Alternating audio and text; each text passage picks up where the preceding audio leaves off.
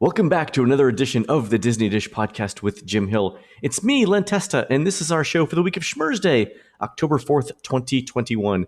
On the show today, what it was like in the Magic Kingdom on the 50th anniversary last Friday, plus Steakhouse 71, kite disasters, and more. And in our main segment, Jim and I talk about Epcot's new show, HarmonioUS, and the new plan for the reinvention of Epcot.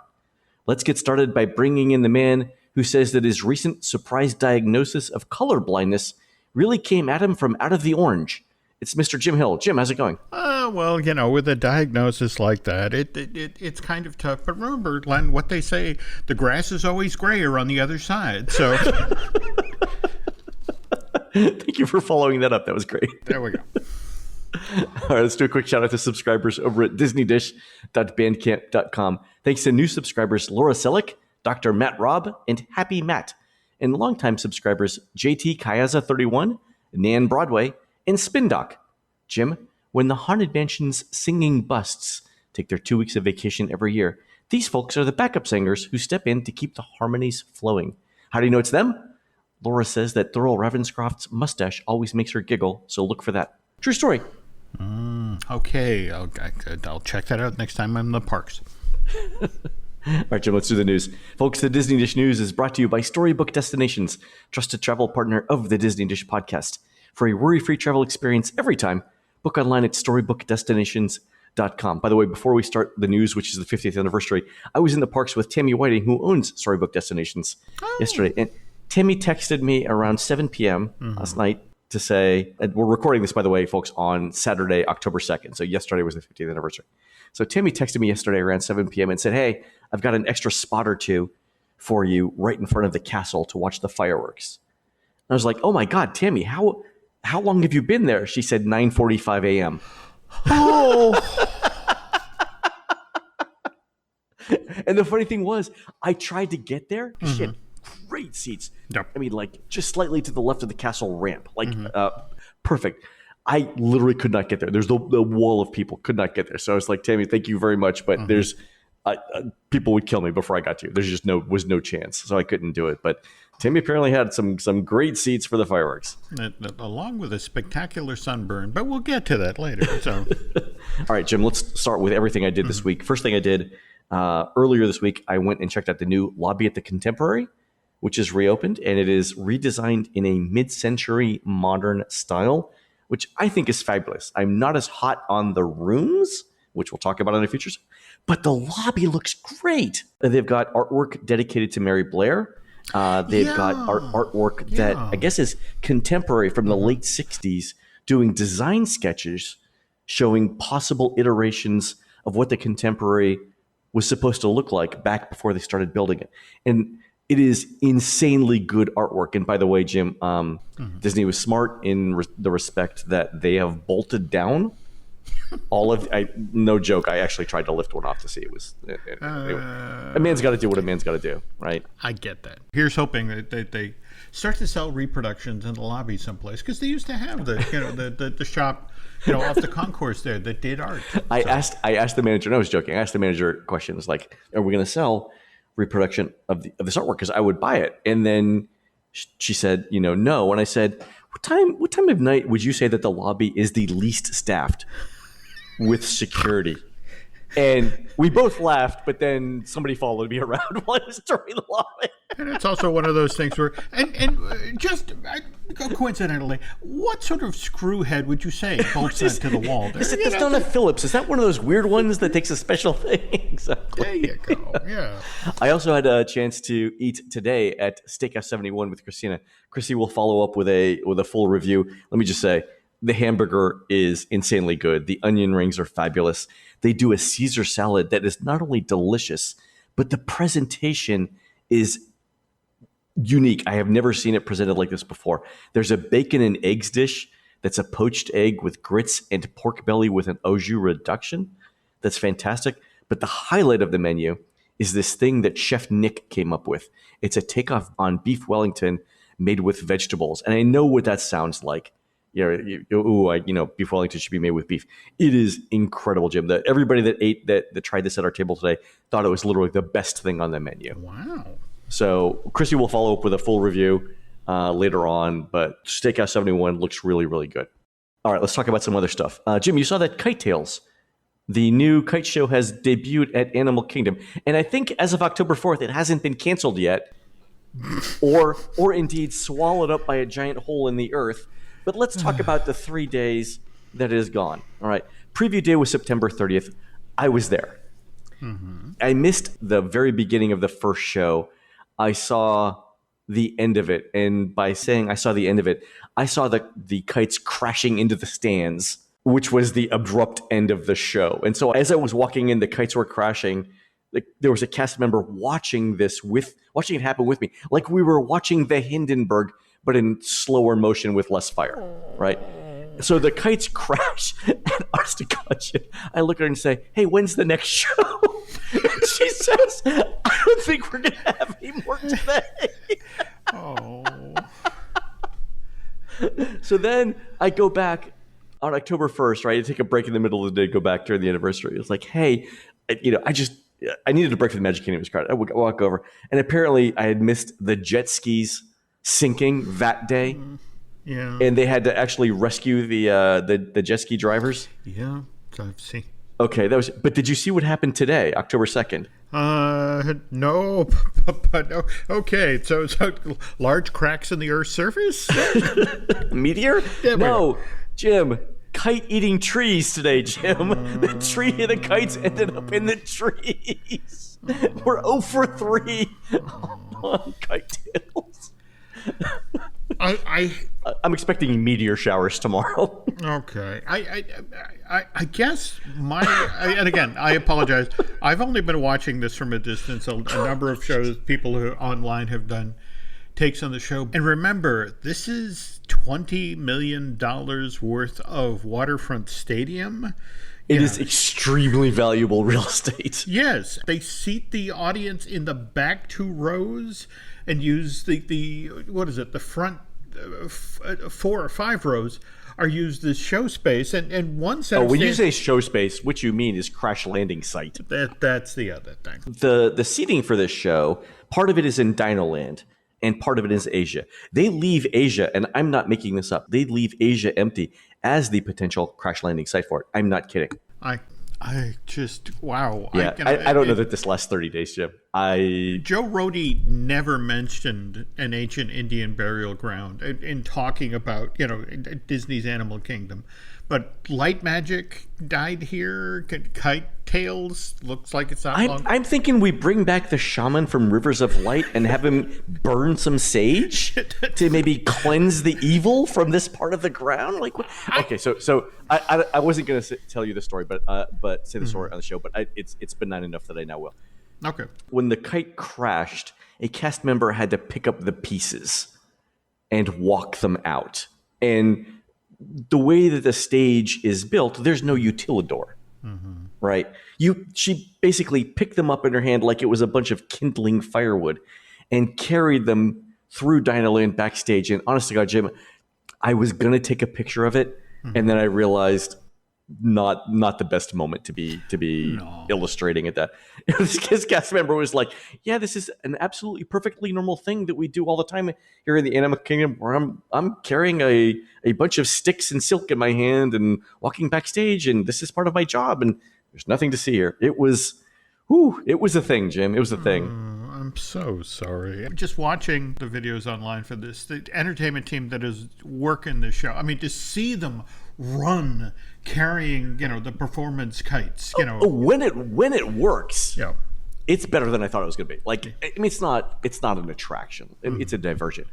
But you can't deny that what they're doing is good. Yeah. But this is one of those things, Jim, where, and I think we've said this before, Disney got caught flat-footed for the 50th. And a bunch of kites in the Animal Kingdom is a low-budget, hurry up and let's get something into this park for the 50th thing, right? And I think there's simply not enough rehearsal time. No. I think what we're seeing here is rehearsal in front of a live studio audience. And that's fine. They'll work through it, but it's going to be difficult. So we'll see what happens tomorrow. Sure. Okay. Well, keep us posted.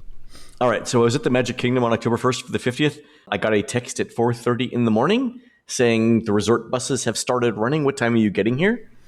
And I was like, not for the official park opening. I think was 8, Jim. Okay. And I was like, it's 4:30. I'm going to bed. Like, I mean, so the park officially opened at 6:20. I got there around 6:45. I'm told that the park attendance was capped at 50% capacity for the day. So somewhere around 45,000, maybe a little bit more people, but definitely not the 90,000 that you're going to see for New Year's Eve.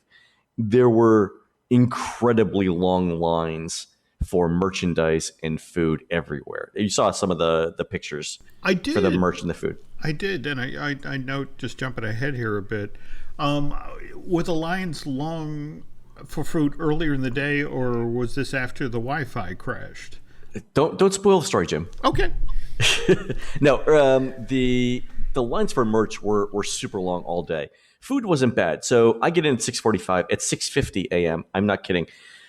Disney released 150 new food items for the 50th anniversary. Chrissy was with me. She apparently wanted to try all of them in one day.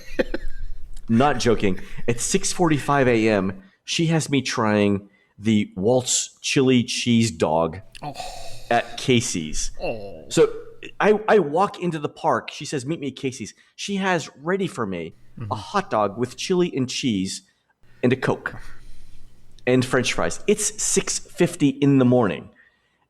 And I don't care who you are. You cannot eat an entire chili cheese dog at 6:50 in the morning. I had a couple of bites. And by the way, the quality of the hot dog at Casey's Corner is excellent now. When they were closed, they clearly improved the kitchen. This was a baseball stadium quality hot dog. It was big. It was juicy. The bun was steamed. There was absolutely nothing wrong with it. I don't know what they charged for it. Whatever it was worth it. This is as good, if not better, than the hot dogs in Liberty Square. So whatever they did at Casey's Corner, keep doing things like that. Okay. Quick side note here. I again was following from a distance. That's the beauty of social media. You get lots of pictures of all the new food items. And I have to say, given how heavily Disney's test kitchens leaned into this iridescent thing. Yeah. The thing is, you're seeing food items that are, none of these colors are from nature. Exactly. And all I could think of is what poor Chrissy actually has to eat these things. It's like, I'm serious about this, Len. I think for the 50th anniversary, Chrissy qualifies for combat pay, because... You mentioned this. At Steakhouse 71 today, she drank an iridescent lemonade. Oh.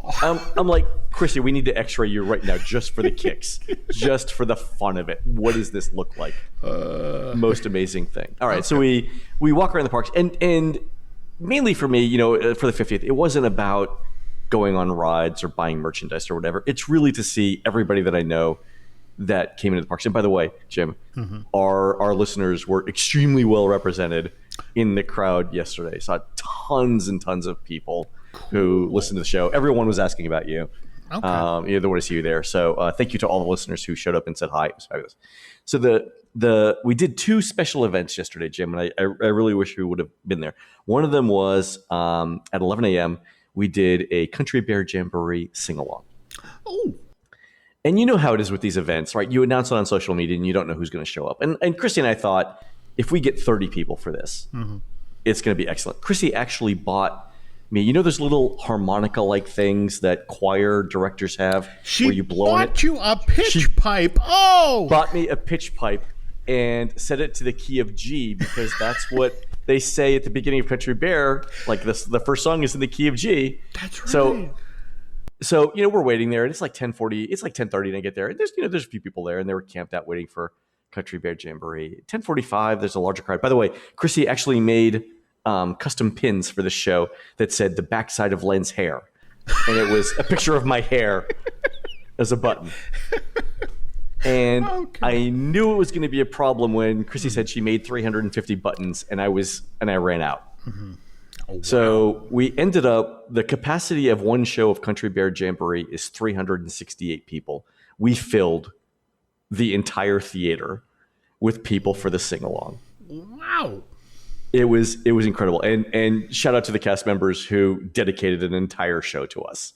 They told us exactly, where to stand and when to go in and stuff like that. So 368 at least people showed up Jim, I don't know if you've ever been in a Country Bear Jamboree when everyone sings every song and knows all the words. It was like being at a Garth Brooks concert when everyone sings Friends in Low Places, except we weren't as drunk. Maybe we were, who knows? But Jim, you have to go search on social media for the sing-along part of Blood on the Saddle. I saw this. I actually saw this. It was like, did you see the one from the back or the front? I want to say this one was from the back. Yeah, that's the better one. Yeah. Of almost 400 people singing Blood in the Saddle. We made so much noise that cast members from the outside came in to see what was going on in Country Bear Jamboree.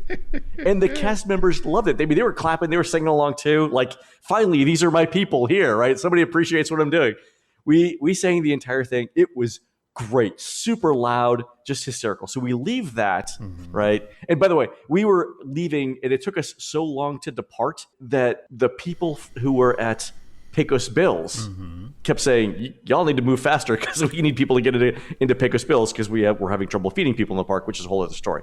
So we go over there, we march over from there. We as soon as we leave Country Bear Jamboree, we're in Frontierland. We whip out black and white checkered flags from races. We headed over to Tomorrowland for the first annual Tomorrowland Speedway Race for Tomorrow today. Oh, no. And so the idea was that we race in Tomorrowland. And Christina had done a great job. She actually bought real prizes for this race, actual trophies that she carried in bags, plus like gifts like the Loungefly backpacks we gave away.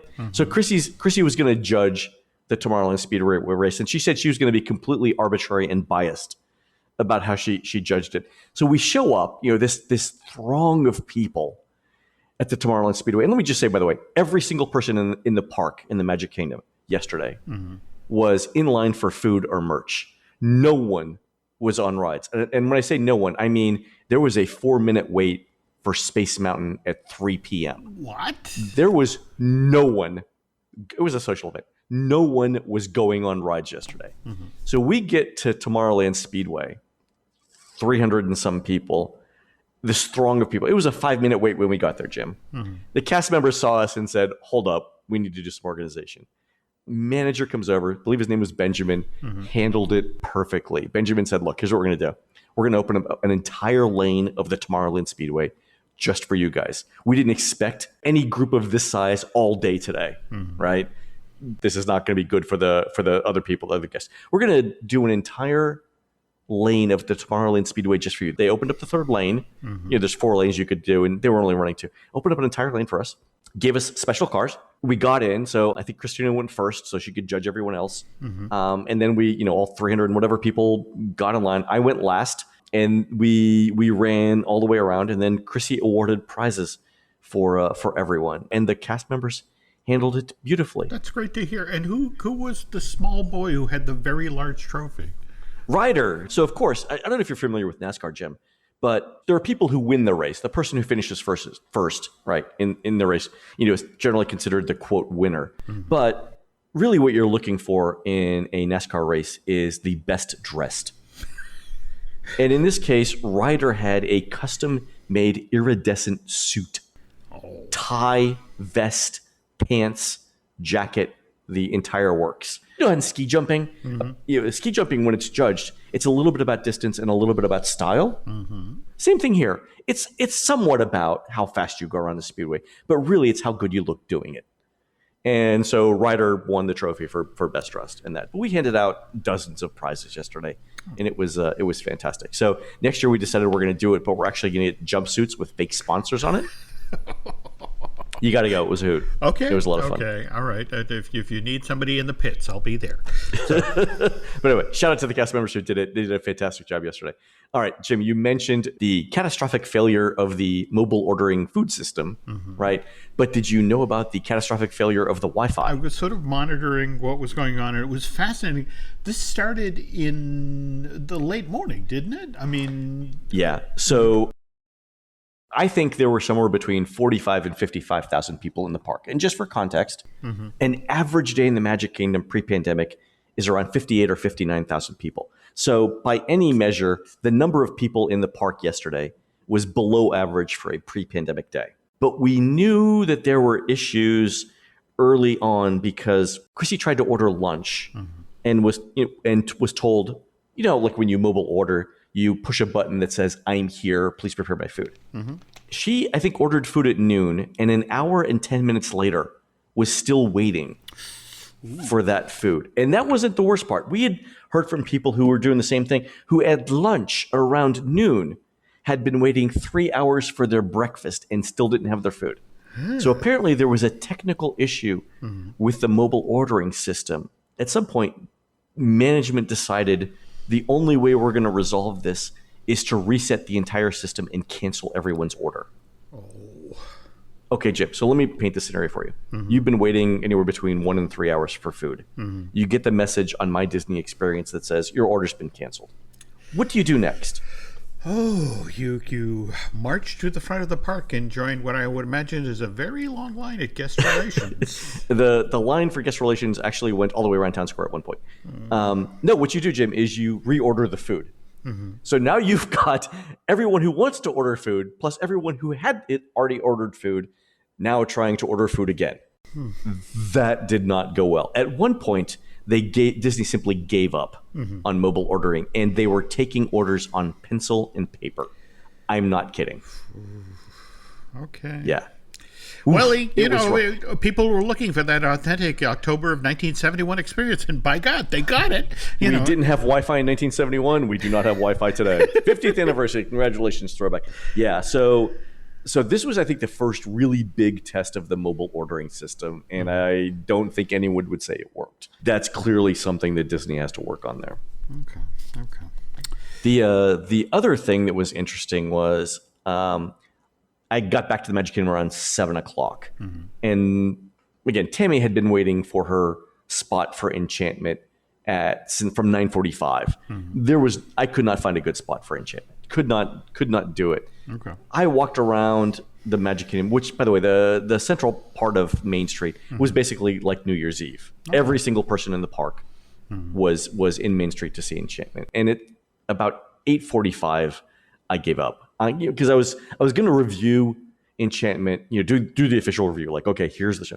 But I could not find a viewing angle that would let me do a fair assessment of the show. So I decided, you know what, I've got a reservation for fireworks dessert party tomorrow night.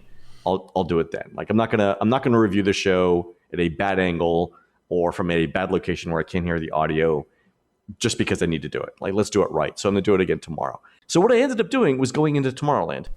And in Tomorrowland, Jim, when I say there was no one in Tomorrowland starting around 8:45, I was the only person in the Buzz Lightyear building that was not employed by the Disney Corporation.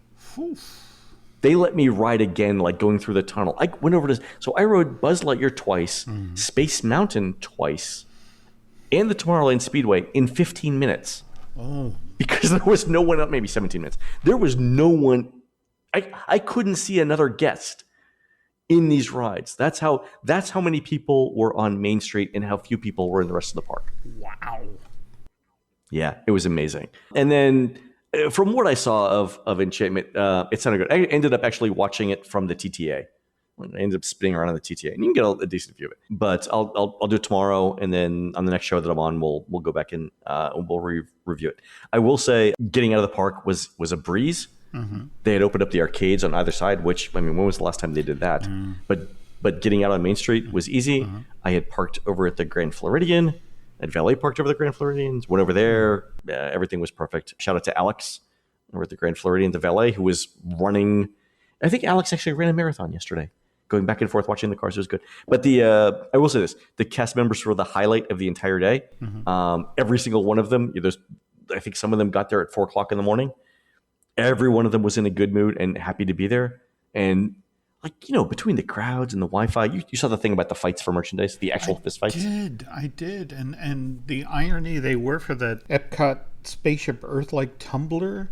Yeah. Did you see the photos up today of shelves and shelves of them? So anybody who fought to get those so they could take them home and put them up on eBay for a top dollar is in for kind of a rude awakening. Yeah, that's the thing. We knew that, why are you fighting over this thing at 8 a.m. when at 8 p.m. the shelves will be restocked? Like, why do it? Anyway, I mean, between the crowds and the Wi-Fi and the food issues, the day could have turned out different, Jim. But the cast members made it work. So shout out to them. They saved the 50th anniversary. I'm not exaggerating. It was the cast members. I mean, from morning to night, through the heat, through the whatever, the cast members made it work yesterday. So shout out to those guys. It was fabulous. Every single one of them was in a good mood. It was great to see. It was also really good to see the park that full.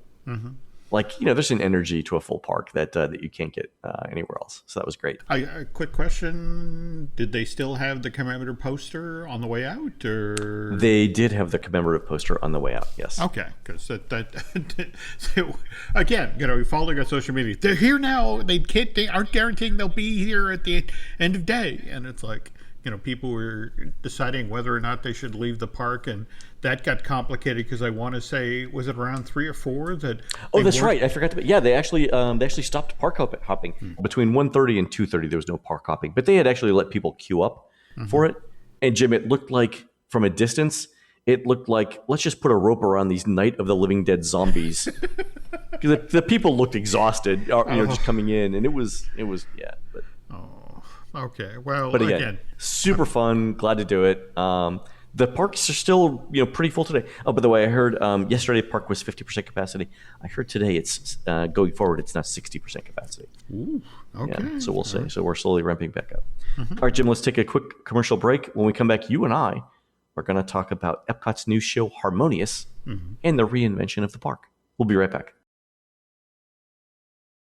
The family that vacations together stays together. At least, that was the plan. Except now, the dastardly desk clerk is saying he can't confirm your connecting rooms. Wait, what? That's right, ma'am. You have rooms 201 and 709. No, we cannot be 5 floors away from our kids. The doors have double locks. They'll be fine. When you want connecting rooms confirmed before you arrive, it matters where you stay. Welcome to Hilton. I see your connecting rooms are already confirmed. Hilton, for this day. Every story you love, every invention that moves you, every idea you wished was yours, all began as nothing. Just a blank page with a blinking cursor, asking a simple question. What do you see? Great ideas start on Mac. Find out more on apple.com/Mac. All right, listen up, nacho chips. Quiet down, crispy potatoes. This is the moment Velveeta's been preparing you for, and you're not about to crack under pressure. Today's the day to go all in on the drip. Velveeta's Heat and Eat Queso is the MVP of any game day spread, so stick by them, and you'll be golden. Now get out there and make delicious history. No tailgate party is complete without Velveeta.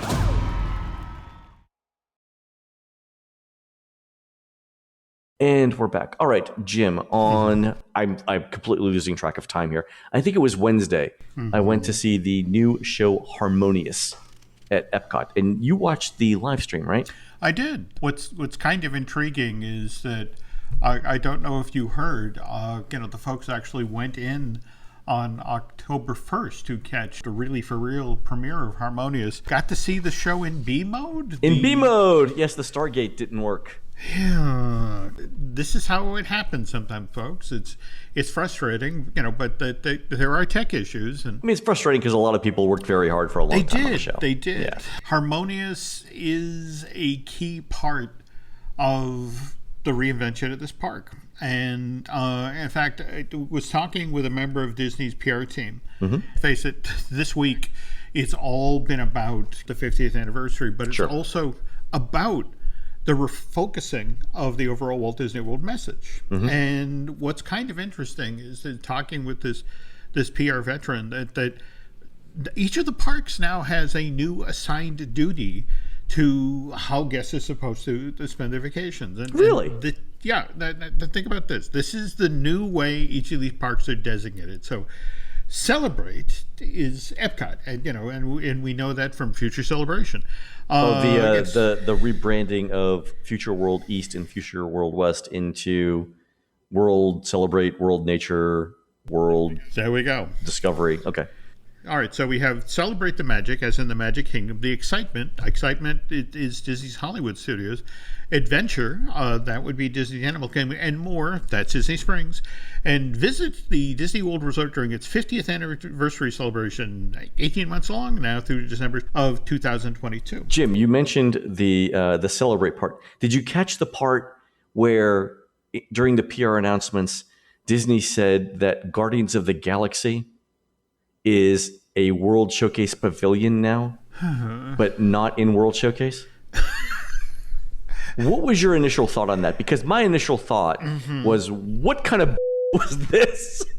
Well, you did catch that, that in fact, they kind of finessed the language to the effect of Guardians will open first, and the Tron Light Cycle Run will be, which is kind of counter to what we'd previously been hearing. So that's kind of intriguing. Yeah, I was surprised by that. It's Celebrate Epcot, the Magic Kingdom, the Excitement of the Hollywood Studios, and the Adventure of Animal Kingdom. All right, fair enough. That's a coherent message. So how did we end up with HarmonioUS out of that? Well, we have to face facts here.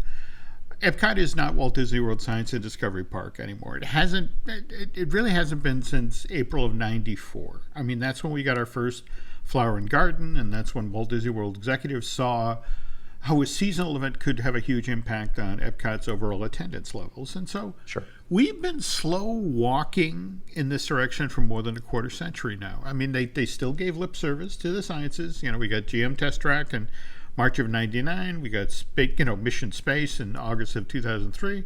But at the same time, we saw, La Rio de Tempo close at the Mexico Pavilion in January of 2007, only be reimagined as Grand Fiesta Tour starring the Three Caballeros and opened in April of that same year.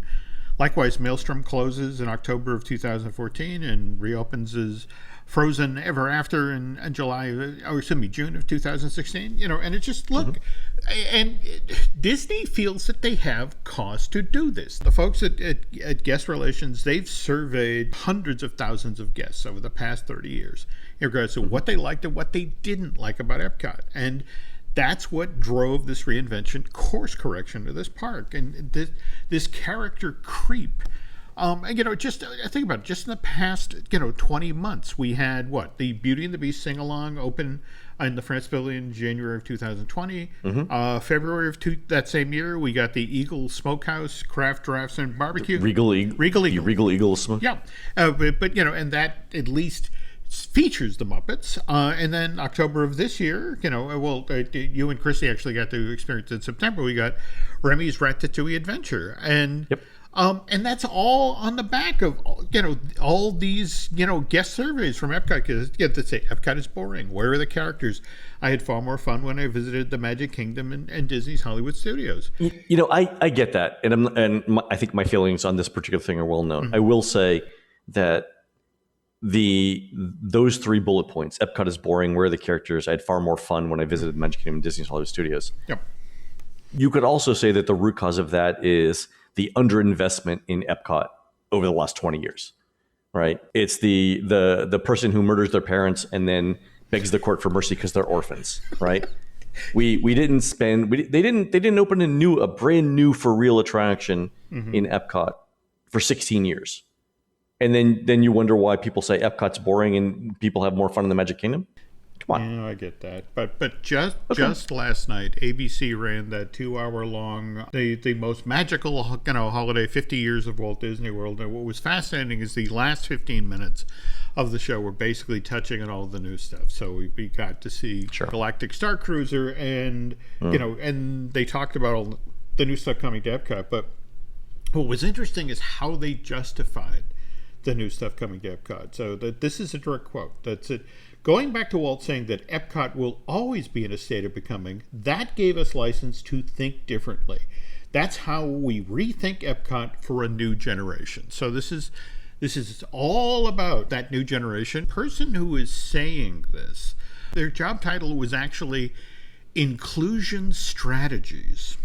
The notion was there were literally folks at Disney whose job are, we have to be more inclusive. And I've heard this from people that, during HarmonioUS, some of the words in the songs are sung in their native language, and that is the direct nod to inclusion. Fair enough. More to the point, a lot of the artwork that's featured during the show are done by artists from their respective countries. I'm a 62-year-old guy who lives in the woods of New Hampshire, whose job is talking about theme parks and animated cartoons. I'm almost a textbook example of white privilege. Oh, sure, yeah. So I get the idea that we need to be more inclusive with these shows. And so the fact that we had a huge production number in Harmonious that was pulled out of Princess and the Frog, and we had a sequence that was pulled out of Coco, and we used a lot of music from Moana. I have an Indian niece. I have a Vietnamese sister-in-law, and I know how important it is. Representation is to them, right? Sure. In these shows, and so, but at the same time, the thing I think that really struck me about Harmonious is that there was an earnestness to the show, that the whiff of the conference room where it was cobbled together never entirely came off of this, Jim,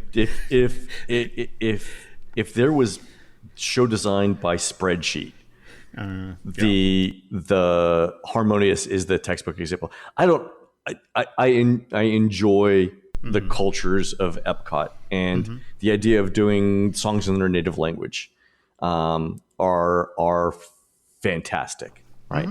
My concern with the show is it is essentially happily ever after in Epcot. And here's what I mean by that. With the exception of the 2017 film Coco, every one of the 11 movies represented in Harmonious also appeared in Happily Ever After. Every single one of them. Not only that, but of the 17 songs that are in Harmonious, more than a third came directly from Happily Ever After. Out There from Hunchback, Touch the Sky from Brave, How Far I'll Go from Moana, Can You Feel the Love Tonight? Which, my God, that and Hakuna Matata also in it. You go on the ships, you go in the parks, you go on the TV set, and then go the distance from Hercules. I mean, it's not the representation that's the problem. This is the same show that was in the Magic Kingdom that I saw last night.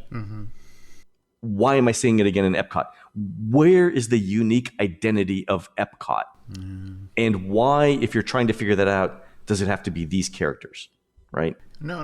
Look, you are not wrong. In fact, I forget who said this, but what was kind of sad about Harmonious is you could have presented this outside of Disney's Hollywood studio on the... And it'd be the same show. Yeah. You could have put it in the Fantasmic Theater, and it would have been the same. And this is the thing that drives me crazy. So if you think about the Disney and Pixar films, they've done like 83 animated features, right?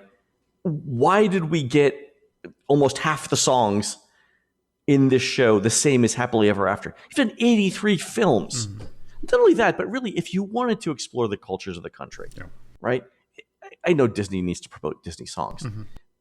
I am sure that the musical heritage of Norway is such that you could have picked out the Norwegian national anthem and had somebody from Norway sing it, and I would have been okay with that, right? But this idea that every single presentation has to have Brave, Moana, Hunchback, Lion King. I mean, it's just boxes to tick, saying, yes, the market research says we need to do this, and that's in there, and it's done. It's just lazy.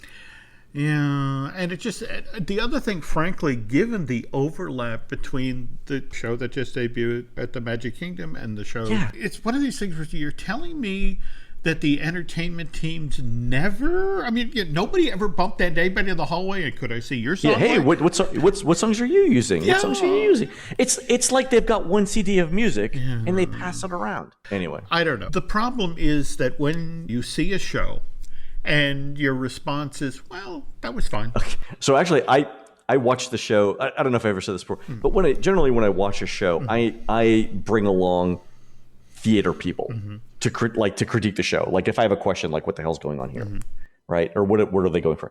I'll turn to someone and say, what are they doing here? There was a point in the show where the theater people turned to me and said, do you think it's over?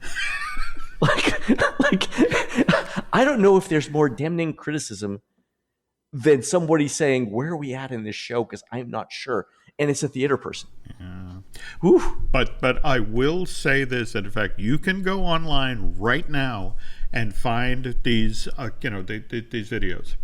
What basically happens, the very thing that Len's describing is the show ends, and there is this weird pause where people are standing at the edge of World Showcase Lagoon, like, is that it? Is there going to be something more? And then behind them, Spaceship Earth, Jim. Jim, I don't know if I announced this, but I'm actually in a relationship with Spaceship Earth right now. It's worth mentioning that when the Beacons of Magic treatment for Spaceship Earth fired up right after, Harmonious ended.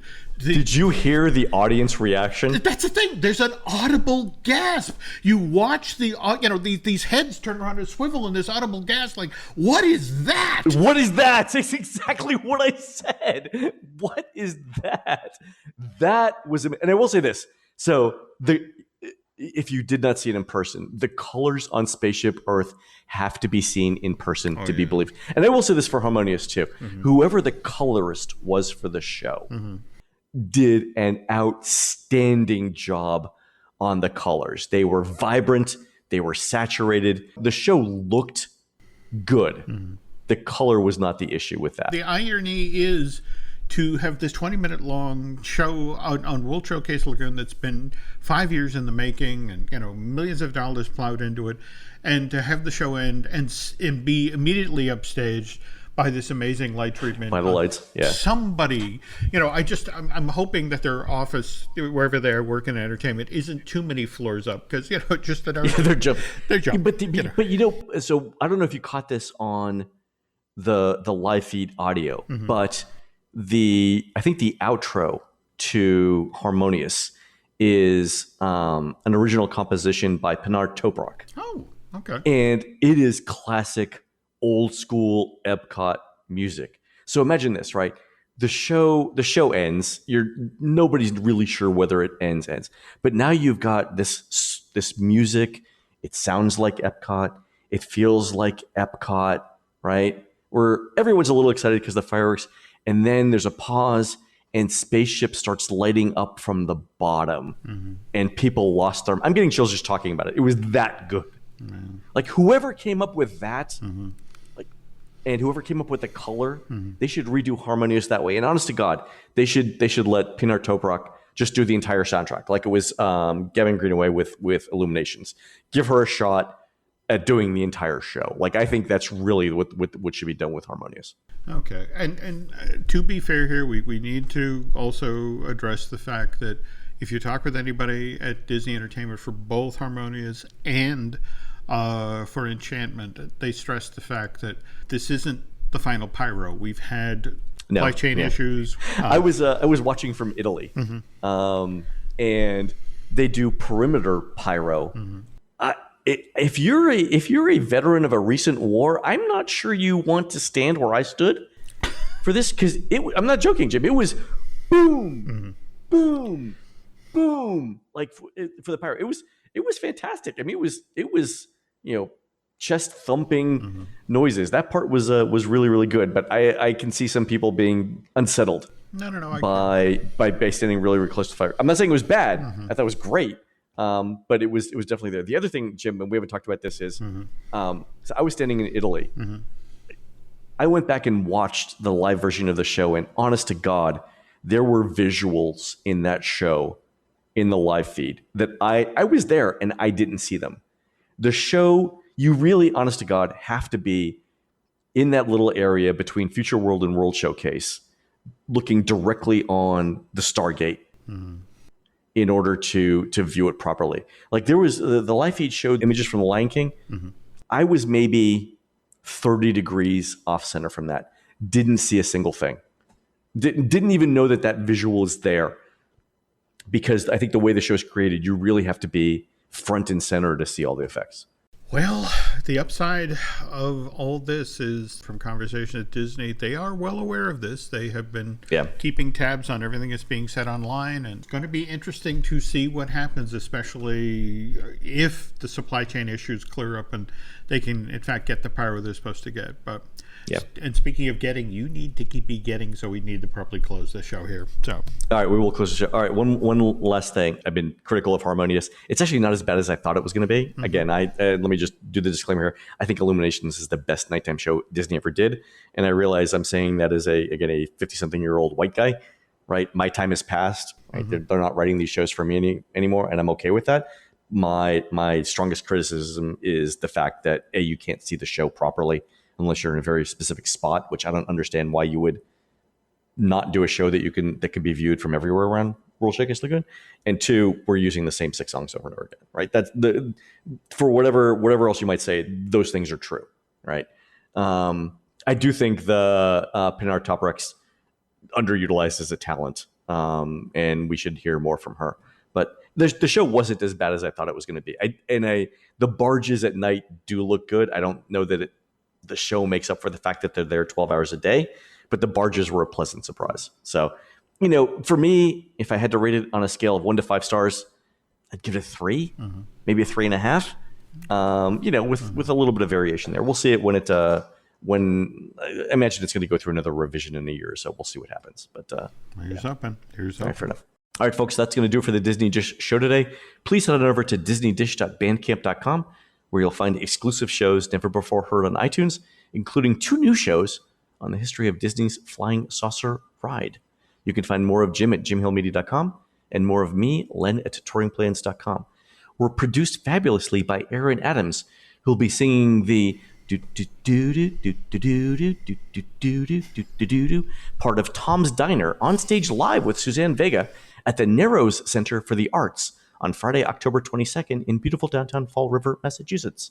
While Aaron's doing that, please go onto iTunes and rate our show and tell us what you'd like to hear next. For Jim, this is Len. We'll see you on the next show.